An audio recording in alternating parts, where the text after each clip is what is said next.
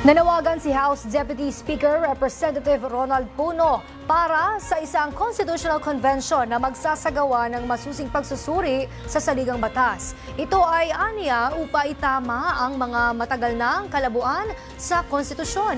Ang buong detalye ay hatid sa atin ni Earl Tobias live mula sa Batasang Pambansa. Earl.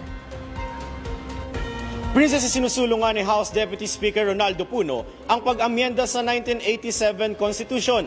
Yan anya ay para remedyohan ng ilang grammatical errors at hindi malinaw na probisyon sa ilalim ng konstitusyon na nagreresulta lang sa paulit-ulit na debate at pagkonsulta pa sa Korte Suprema.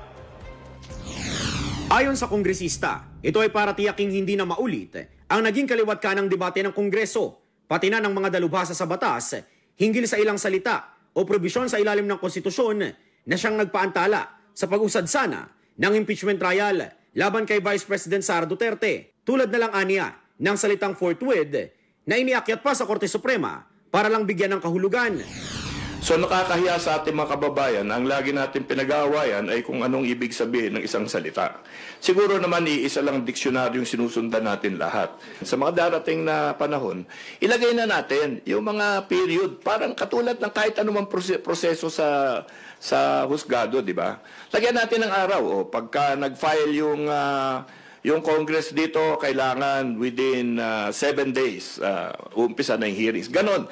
Kasi pag malinaw na 7 araw, 7 araw yun. Pero, hindi lang aniya para sa impeachment process ang isinusulong na charter change, kundi pati na rin sa ilang probisyon ng konstitusyon na unicameral ang pagkakabalangkas, gaya na lang ng hindi partikular na pagtukoy sa paggamit ng salitang Congress, kung ito ba ay para sa isang buong institusyon o para sa magkahiwalay na Senado at Kamara.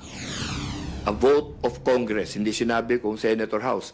Majority of Congress, hindi sinasabi. All members of Congress, hindi sinasabi kung ano. Yun naiwanan yun Kasi nagmamadali na sila sa dulo.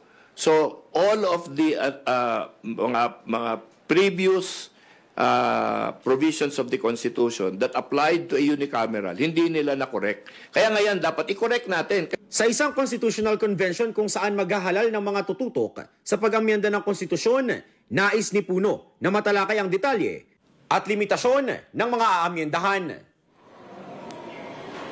Princess, paliwanag naman ni Puno, ang kritikal muna sa ngayon ay yung maihain na yung joint resolution mula sa Senado at Kamara para formal nang buksan yung talakayan patungkol na rin sa ilan pang agam-agam dyan sa usaping Chacha. Pero Prinsesa, konting baliktanaw lang sa kasaysayan, sa nakalipas na 4 na dekada, bigo ang lahat ng hakbang para amyendahan ang 1987 Constitution.